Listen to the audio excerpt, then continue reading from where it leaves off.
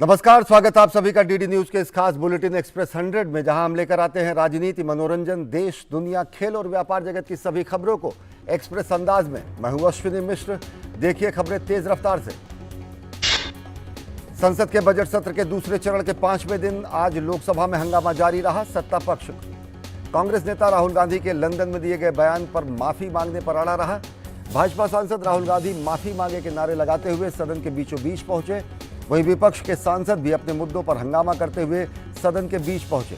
इसे देखते हुए लोकसभा की कार्यवाही को सोमवार तक के लिए स्थगित कर दिया गया।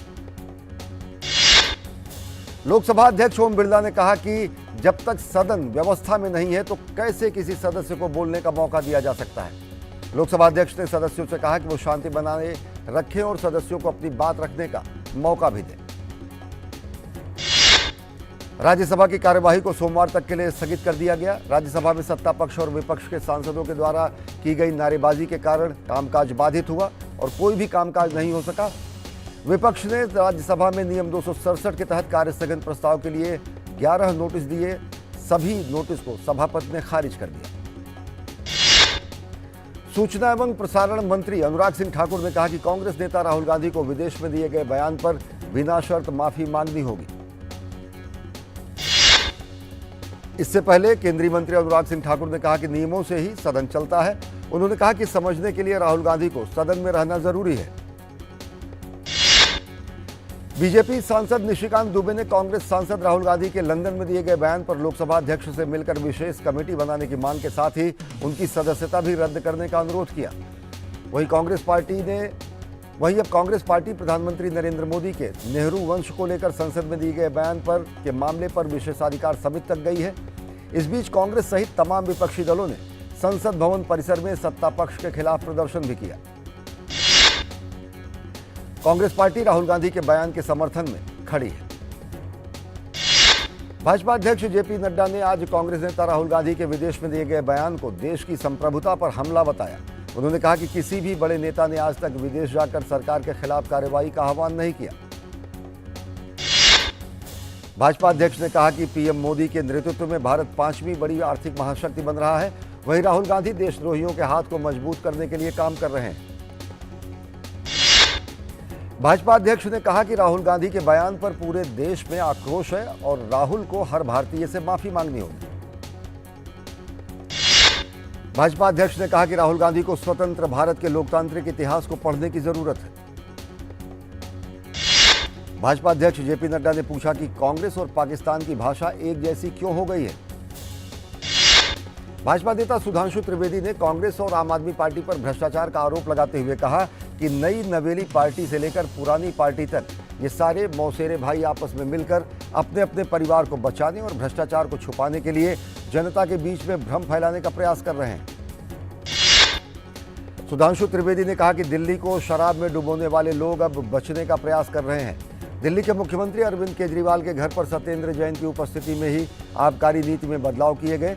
हमेशा बदलाव और सत्य की राजनीति करने का दावा करने वाले लोगों का सच आज जनता के सामने आ गया है।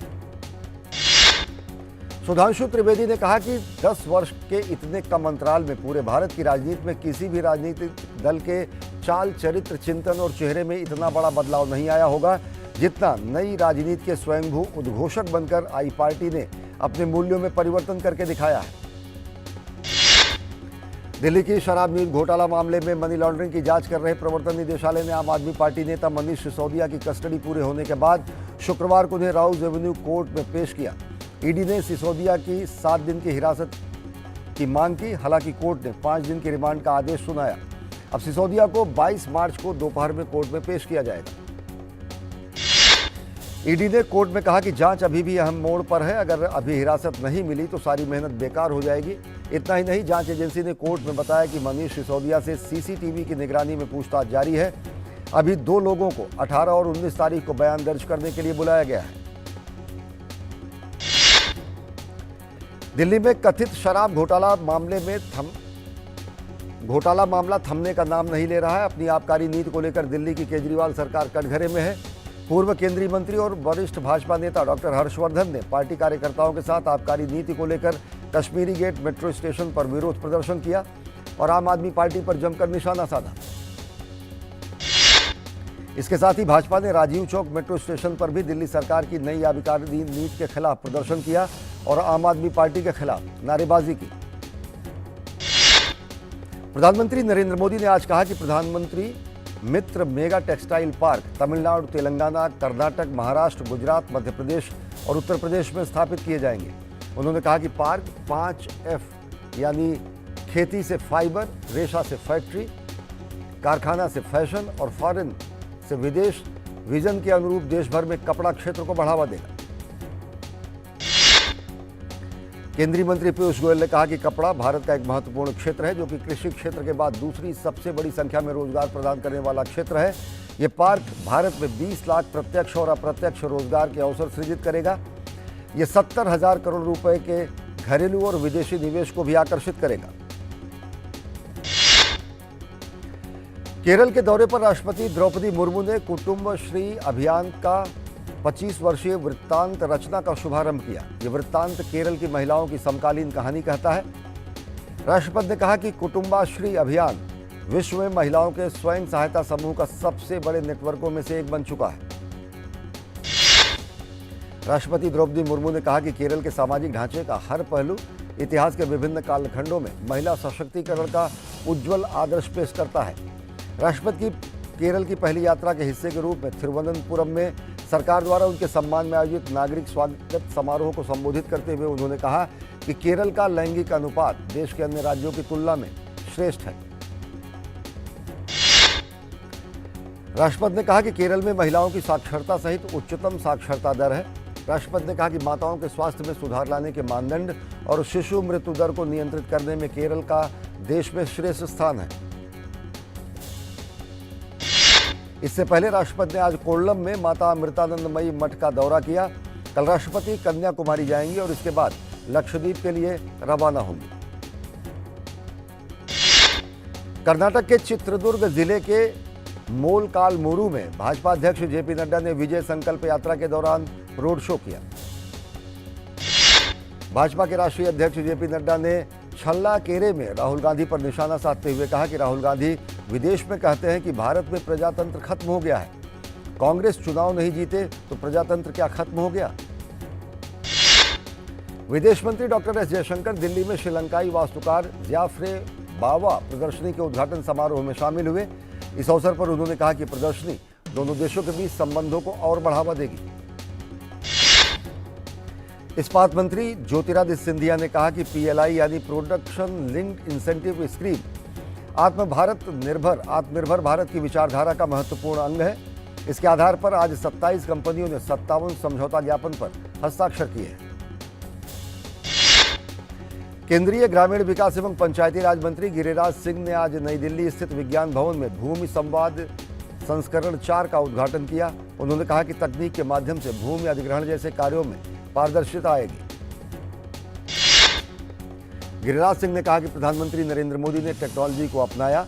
आज भारत की क्षमता दुनिया देख रही है, लेकिन भारत के कुछ लोग विदेश की ताकत देख रहे हैं। गिरिराज सिंह ने कहा कि प्रधानमंत्री नरेंद्र मोदी की सरकार ने सरकारी योजनाओं में पारदर्शिता लाने के लिए सभी योजनाओं को तकनीक से जोड़ दिया है। इससे ये फायदा हुआ है कि आज देश में मोदी सरकार में 100% पारदर्शिता देखी जा रही है। कार्यक्रम के बाद ग्रामीण विकास मंत्री गिरिराज सिंह ने डीडी न्यूज से खास बातचीत में कहा कि जैसे हमारे लिए आधार नंबर है, उसी तरह के 14 अंक का एक यूनिक नंबर जमीन के लिए होगा। इससे पारदर्शिता आएगी। केंद्रीय मंत्री ने कहा कि गांव के लोगों को सरकारी कार्यालयों का चक्कर नहीं लगाना पड़ेगा और उनको एक क्लिक से सारी जानकारी मिल जाएगी। केंद्रीय पर्यटन मंत्रालय ने आज से वाराणसी में 2 दिवसीय शंघाई सहयोग संगठन पर्यटन मंत्रियों की बैठक की मेजबानी शुरू की है। बैठक के दौरान एससीओ सदस्य देशों के बीच पर्यटन क्षेत्र में सहयोग से लेकर विकास को लेकर संयुक्त पर्यटन कार्य योजना को अपनाया जाएगा। काशी को एससीओ की पहली सांस्कृतिक राजधानी के रूप में नामित किया गया है। केंद्रीय पर्यटन मंत्री जी किशन रेड्डी ने कहा कि इस बैठक से एससीओ देशों के बीच सांस्कृतिक और आर्थिक संबंधों को और मजबूती मिलेगी। उन्होंने उम्मीद जताई कि आने वाले 2-1 सालों में भारत पर्यटन के लिए प्रमुख केंद्र के रूप में दुनिया के सामने होगा। G20 शिक्षा कार्य समूह की दूसरी बैठक अमृतसर में संपन्न हुई। बैठक का उद्देश्य शोध और नवोन्मेष को बढ़ावा देने पर रहा। 3 दिवसीय बैठक में क्षमता निर्माण, भविष्य को देखते हुए कौशल विकास, साक्षरता और तकनीक को सुनिश्चित करने पर चर्चा की गई। भारत की अध्यक्षता में शिक्षा क्षेत्र में समुदाय की भागीदारी, भविष्य और वर्तमान चुनौतियों के समाधान के लिए शोध नवोन्मेष को बढ़ावा देने पर जोर दिया गया। शेरपा ट्रैक के इस कार्यसमूह में 28 देशों के 58 प्रतिनिधियों ने शिरकत की। अंतर्राष्ट्रीय संगठन और विशेष आमंत्रित देश भी इस बैठक में शामिल हुए। बैठक के अंतिम दिन प्रतिनिधियों ने G20 की शिक्षा कार्य समूह की रिपोर्ट पर भी चर्चा की। प्रतिनिधियों ने स्वर्ण मंदिर का दौरा कर भारतीय सांस्कृतिक विविधता को बेहद करीब से जाना। सिक्किम में G20 सदस्य और आमंत्रित संगठनों और अन्य देश के प्रतिनिधियों की स्टार्टअप बैठक के लिए गंगटोक पहुंचे हैं। बैठक में 200 प्रतिनिधि हिस्सा ले रहे हैं। प्रतिनिधियों ने IT, इंफ्रा, रिन्यूएबल एनर्जी, कौशल विकास के क्षेत्र में तकरीबन 1000 करोड़ रुपए के निवेश को लेकर उम्मीद जताई है। और बुलेटिन में फिलहाल वक्त हो चला एक छोटे से ब्रेक का। देखते रहिए DD न्यूज।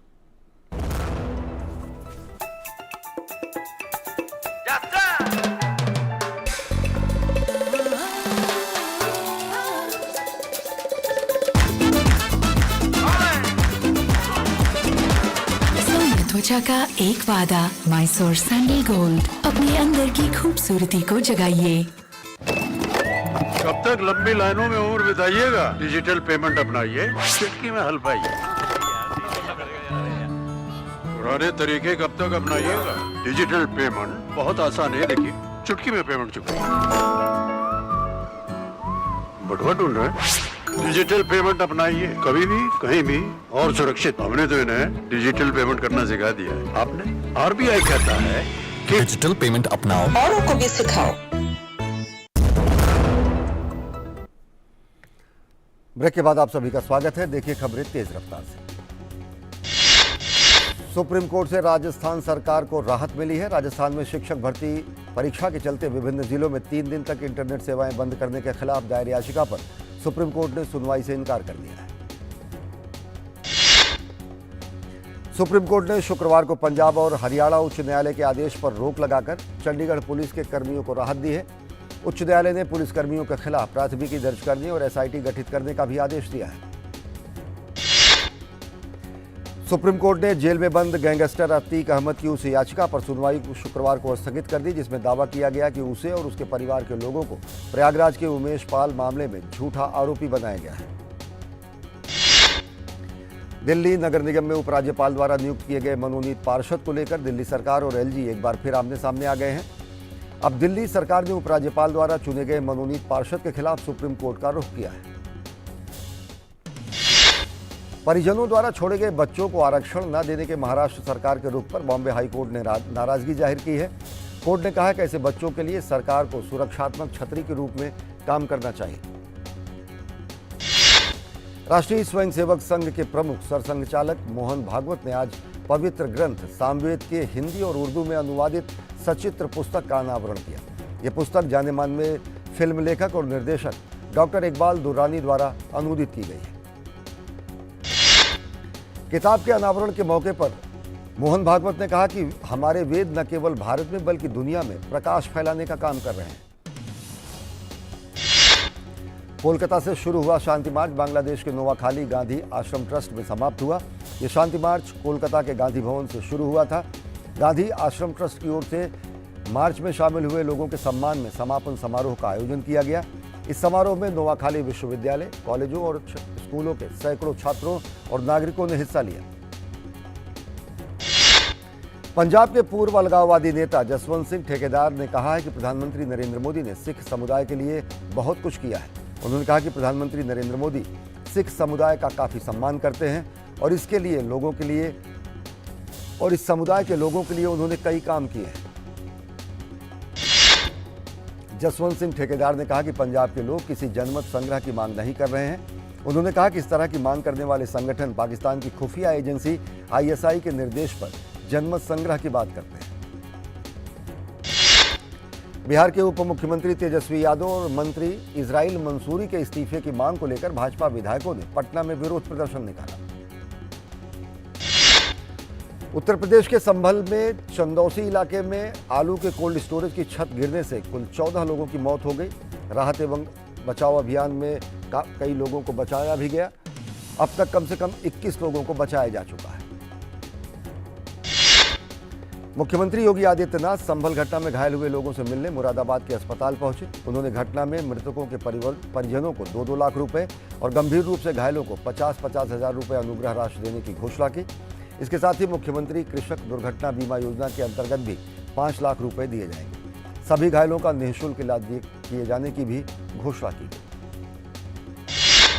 तेलंगाना में पेपर लीक मामले में तेलंगाना राज्य लोक सेवा आयोग कार्यालय में विरोध प्रदर्शन करने के लिए वाईएसआरटीपी प्रमुख वाईएस शर्मिला को हैदराबाद में उनके आवास से बाहर जाने से रोक दिया गया। तेलंगाना के हैदराबाद में बीजेपी अध्यक्ष बंदी संजय कुमार ने पेपर लीक मामले में राज्य सरकार के खिलाफ भूख हड़ताल की। पुलिस ने उन्हें हिरासत में ले लिया। हिमाचल प्रदेश के मुख्यमंत्री सुखविंदर सिंह सुक्खू ने शिमला में बजट पर कहा कि बजट में ग्रीन स्टेट के तहत हमने 6 ग्रीन कॉरिडोर की घोषणा की है। ई बस, ई टैक्सी, ई ट्रक, 3 व्हीलर और चार्जिंग स्टेशन के लिए हमने 50% अनुदान की बात की है। उत्तराखंड के भराड़ी सैंड में मुख्यमंत्री पुष्कर सिंह धामी ने स्वास्थ्य सामुदायिक केंद्र का निरीक्षण किया। दिल्ली के कश्मीरी गेट के निकोलसन रोड इलाके में एक दुकान में आग लग गई। दुकान में ऑटोमोबाइल सामग्री रखी थी। किसी के हताहत होने की सूचना नहीं है। हरियाणा के पंचकुला में राज्य सरकार की ई टेंडरिंग नीति के खिलाफ हरियाणा के विभिन्न गांवों के सरपंचों ने विरोध प्रदर्शन किया। मौसम विभाग ने अगले 4 दिन के दौरान देश के विभिन्न हिस्सों में आंधी, तूफान और ओलावृष्टि की चेतावनी जारी की है। मौसम विभाग ने कहा कि तेज हवाओं और ओलावृष्टि से फसलों को नुकसान हो सकता है। जम्मू श्रीनगर राष्ट्रीय राजमार्ग छोटे वाहनों की आवाजाही के लिए सुचारू रूप से खोल दिया गया है। आज सुबह से छोटे वाहनों को दोनों तरफ से आवाजाही की अनुमति दी गई। भारी वाहनों को केवल जम्मू से श्रीनगर तक ही जाने की इजाजत है। उत्तर प्रदेश में मौसम ने एक बार फिर करवट ली है। राजधानी लखनऊ के कई इलाकों में आज सुबह बारिश हुई, जिससे मौसम सुहावना हो गया। साथ ही लोगों को गर्मी से राहत भी मिली। तमिलनाडु के चेन्नई शहर में आज बारिश हुई, जिससे मौसम सुहावना हो गया। गुजरात के अरावली इलाके में भी बारिश और ओलावृष्टि हुई। फसलों को नुकसान की खबर है। गुजरात में एक बार फिर कोरोना के मामले तेजी से बढ़ रहे हैं। पिछले 24 घंटे में राज्य भर में 119 नए मामले दर्ज किए गए। इनमें सर्वाधिक 63 मामले अहमदाबाद में दर्ज किए गए हैं। राज्य में 20 मरीजों के स्वस्थ होने की भी खबर है। राजधानी दिल्ली में इस समय फ्लू के मामले में तेजी देखी जा रही है। इस बीच कोरोना संकट ने फिर से सभी को चिंता में डाल दिया है। राजधानी दिल्ली में पिछले 24 घंटे में कोरोना के 32 नए मामले सामने आए हैं। शानदार ग्लोबल संकेतों से शुक्रवार को बाजार में रौनक देखने को मिली। कारोबार के अंत में सेंसेक्स 355.06 अंक की बढ़त के साथ 57,989.9 के स्तर पर बंद हुआ। निफ्टी 114.4 अंकों की बढ़त के साथ 17,100 के स्तर पर बंद हुआ। अंतर्राष्ट्रीय बाजार में वैश्विक स्तर में WTI कच्चा तेल 1.7% की गिरावट के साथ $67.19 प्रति बैरल हो गया, जबकि ब्रेंट क्रूड का दाम 1.9% की गिरावट के साथ $73.28 प्रति बैरल पर कारोबार करता रहा। घरेलू शेयर बाजार में तेजी के रुख के बीच डॉलर के मुकाबले रुपया 18 पैसे की तेजी दर्शाता रहा और ये 82 रुपये 58 पैसे प्रति डॉलर के अस्थायी स्तर पर बंद हुआ। सोने में उछाल और चांदी में फिसलन दर्ज की गई। सोना 400 रुपये की तेजी के साथ 58,040 रुपये प्रति 10 ग्राम पर पहुंच गया और दिल्ली सर्राफा बाजार में चांदी 430 रुपये की गिरावट के साथ 67,600 रुपये प्रति किलोग्राम पर बंद हुई। भारत के सबसे बड़े फिनटेक प्लेटफॉर्म में से एक फोनपे को वॉलमार्ट से अतिरिक्त फंडिंग मिली है। एयर इंडिया ने अपने गैर उड़ान परिचालनों के कर्मियों के लिए शुक्रवार को स्वैच्छिक सेवानिवृत्ति योजना की पेशकश की है। ईथेन सोर्सिंग के लिए बुनियादी ढांचे के विकास के अवसरों का पता लगाने के लिए गेल इंडिया ने Shell Energy India Private Limited के साथ एक समझौता ज्ञापन पर हस्ताक्षर किया है। क्रेडिट स्विस में अमेरिकी निवेशकों ने संकटग्रस्त स्विस बैंक पर कानूनी कार्रवाई करते हुए दावा किया है कि सप्ताह के शेयरों के गिरने से पहले उन्होंने अपनी संभावनाओं को बढ़ा चढ़ाकर पेश किया। माइक्रोसॉफ्ट के स्वामित्व वाली ओपन एआई ने शुक्रवार को घोषणा की कि ChatGPT+ और इसकी टेक्स्ट जनरेटिंग एआई तक पहुंचने की सदस्यता सेवा अब भारत में उपलब्ध होगी। मेटा स्वामित्व वाला मैसेजिंग प्लेटफॉर्म व्हाट्सएप कथित तौर पर एंड्रॉइड बीटा के लिए एक बार पुनः डिजाइन किए गए चैट अटैचमेंट मेनू पर काम कर रहा है। अंतर्राष्ट्रीय अपराध न्यायालय ने यूक्रेन में युद्ध अपराधों के लिए रूसी राष्ट्रपति व्लादिमीर पुतिन के खिलाफ शुक्रवार को गिरफ्तारी वारंट जारी किया। अंतर्राष्ट्रीय अपराध न्यायालय ने बच्चों के अवैध निर्वासन और यूक्रेन से रूस में लोगों के अवैध हस्तांतरण के शक में पुतिन की गिरफ्तारी का वारंट जारी किया। मधेसी नेता राम सहाय प्रसाद यादव नेपाल के नए उपराष्ट्रपति चुने गए हैं। नेपाल के चुनाव आयोग ने इसकी घोषणा की। न्यूजीलैंड के सांसदों को शुक्रवार को सूचित किया गया कि टिकटॉक को इस महीने के अंत में सभी संसदीय उपकरणों से ब्लॉक कर दिया जाएगा। और बुलेटिन में वक्त हो चला है एक और छोटे से ब्रेक का। देखते रहिए डीडी न्यूज। Sir 50,000 advance. पर इतना कैश तो हम नहीं लाए और आज बैंक भी बंद है। इलाज है डिजिटल पेमेंट का आसान सा ढूंढ। लेकिन अरे घबराइए मत, सावधानी के साथ करेंगे तो कोई साइड इफेक्ट भी नहीं होगा। फोन लाइए मुझे, यहाँ फोन लगाइए। डिजिटल पेमेंट से लेन देन हो सकता है आसान, सुरक्षित और तेज। मैंने तो इन्हें डिजिटल पेमेंट सिखा दिया है आपने, क्योंकि RBI कहता है कि डिजिटल पेमेंट।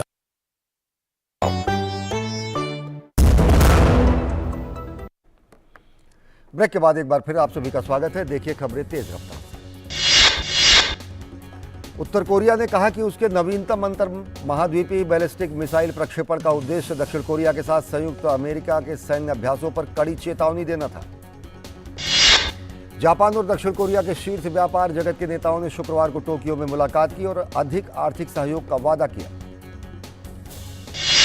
कोलंबिया की सरकार ने कांग्रेस में एक श्रम सुधार विधेयक पेश किया है जो काम के घंटों को कम करेगा और ओवरटाइम वेतन को बढ़ावा देगा, लेकिन आलोचकों का कहना है कि इस कदम से देश रोजगार सृजन को नुकसान पहुंचा सकता है।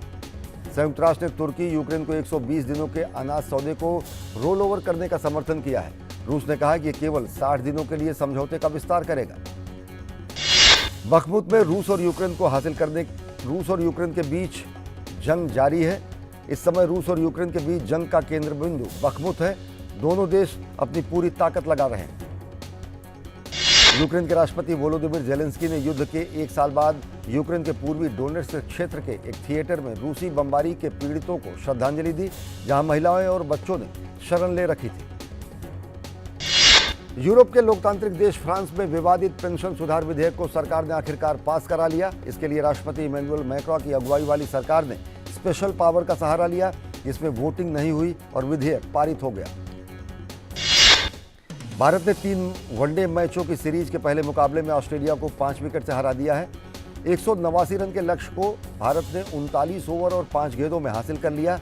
केएल राहुल 75 और जडेजा 45 रन बनाकर नाबाद रहे। इससे पहले ऑस्ट्रेलिया की पूरी टीम 35 ओवर और 4 गेंदों में 188 रन बनाकर आउट हो गई। मिशेल मार्श ने सबसे अधिक 81 रन बनाए। भारत की तरफ से शमी और सिराज ने 3-3 विकेट चटकाए। भारत की त्रिसा जॉली और गायत्री गोपीचंद की जोड़ी all England open badminton championship के महिला युगल वर्ग के सेमीफाइनल में पहुंच गई है। दिल्ली में खेली जा रही महिला विश्व मुक्केबाजी चैंपियनशिप में भारत की जैस्मिन ने जीत के साथ शुरुआत करते हुए अंतिम 16 में जगह बनाई है। एक अन्य मुकाबले में भारत की शशि चोपड़ा ने जीत के साथ शुरुआत की है। शीर्ष वरीयता प्राप्त स्पेन के कार्लोस अल्कराज ने इंडियन वेल्स के सेमीफाइनल में जगह बना ली है। 11वीं वरीयता प्राप्त इटली के जेनिस सिनर भी अंतिम चार में अपना स्थान बनाने में सफल रहे हैं। इंडियन वेल्स के महिला एकल में शीर्ष वरीयता प्राप्त पोलैंड की ईगा स्वांतेक ने आसान जीत के साथ सेमीफाइनल में प्रवेश किया है। कजाकिस्तान की एलेना रायबाकिना को क्वार्टर फाइनल में जीत हासिल करने के लिए कड़ी मशक्कत करनी पड़ी। चैंपियंस लीग के क्वार्टर फाइनल के ड्रॉ घोषित हो गए हैं। गत विजेता रियल मैड्रिड का सामना इंग्लिश क्लब चेल्सी से होगा। फिल्म RRR से नाटू नाटू के लिए बेस्ट ओरिजिनल सॉन्ग का ऑस्कर जीतने के बाद भारत वापस लौटे अभिनेता रामचरण और उनकी पत्नी उपासना का नई दिल्ली हवाई अड्डे पर भव्य स्वागत किया गया। प्राइम वीडियो ने शुक्रवार को नई वेब सीरीज जुबली की घोषणा की। 10 भागों की इस सीरीज का निर्देशन विक्रमादित्य मोटवानी ने किया है, जबकि क्रिएटर सौमिक सेन है। ईशान खट्टर की आगामी फिल्म पिप्पा के निर्माताओं ने स्पष्ट कर दिया है कि यह फिल्म OTT पर रिलीज नहीं होगी। तो एक्सप्रेस न्यूज में फिलहाल इतना ही। देश और दुनिया की ताजा तरीन खबरों के लिए देखते रहिए DD न्यूज। नमस्कार।